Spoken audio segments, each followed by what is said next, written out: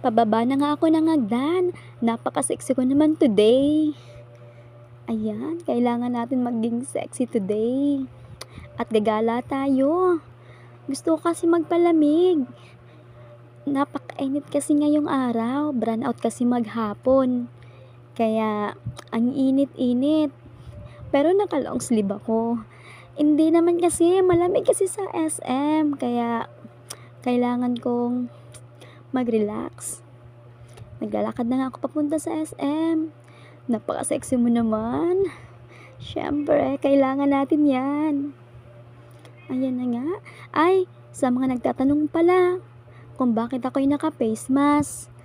May pimples kasi ako sa may baba. Nakakaya naman kasi kung makikita nyo ito. Sabi daw, pag may pimples ka, in love ka. Hindi naman ako naniniwala dyan eh.